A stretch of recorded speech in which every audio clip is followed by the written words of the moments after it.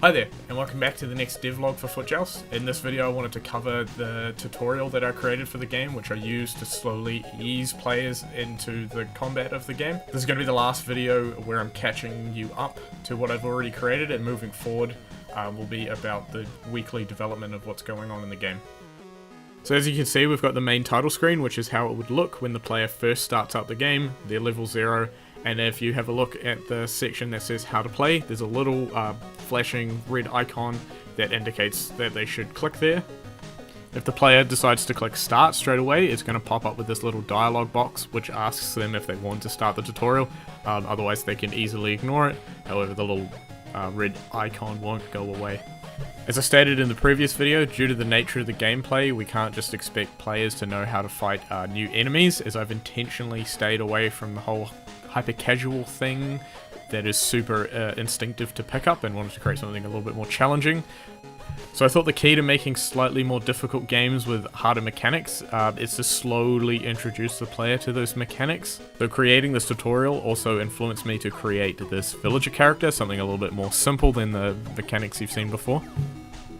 Every enemy in the game will have a box that looks just like this. It explains about the character and what type of attacks they will have and how to defeat them.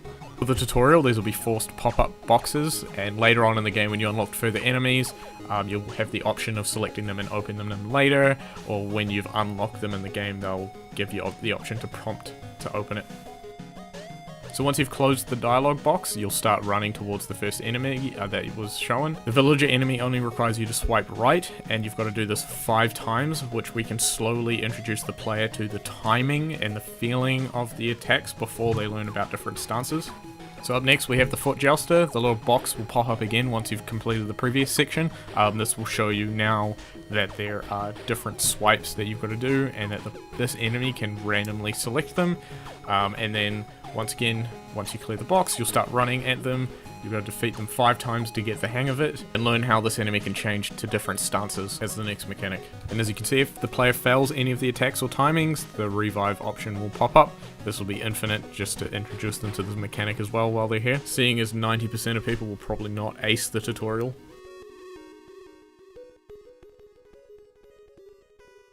So once you've completed the tutorial, the ending box will pop up. You'll also be rewarded with XP.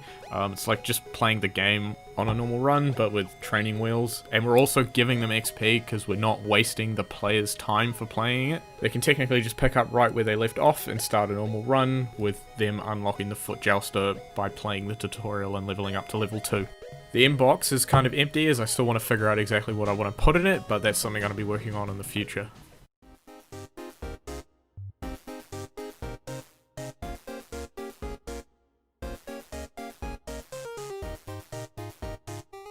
So now I'm just going to spend some time going through the game and writing down notes of what things I would like to improve or where I'd go next, so I can write up my Trello board and get started on what I want to complete by the next devlog and by the end of next week. My goal is to get all the little bits and pieces in place, so when the whole game is put together, all I can do is just focus on adding content instead of mechanics and other bits and pieces that make it work. All I'll have to do from further on will be just to create maps and create different enemies and import them into the game. So now that I've written my notes into Trello, I've reorganized them in the way that I want, so I can prioritize exactly how I want. The main thing I want to focus on to be completed by the end of next week is to complete the end screen. At the moment I've only just got a little static box that is just a small mock-up for now that demonstrates what you've unlocked in the game, whether it be new enemies, how many revival crosses that you picked up during the game, and how many coins. The player's also going to be able to break boxes and smash things that drop random items. I want them also to be able to appear here. So the best way to do that is just create a list that dynamically fills in. The player can also see if they've leveled up during gameplay. This little lock icon will pop and show you if you've unlocked any new enemies or if you've leveled up. So the next thing I need to do is fix a weird glitch that when the player jumps onto one of the barricades at the wrong angle and they try to revive, they still lay flat on the ground instead of jumping up.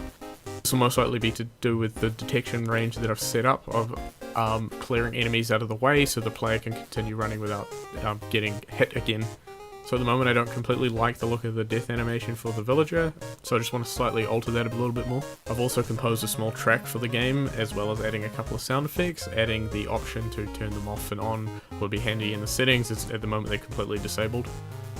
So the remaining ones here will just be extra activity if I complete all the other ones on time or have some spare time to complete them. That's all I have for today, so thank you for watching. If you want me to dissect any of the aspects of the game any further, let me know and I can make another video about it. And also don't forget to subscribe if you've been watching this series and you're enjoying it, or if you really liked this video, you can please go back and check out the other videos as well.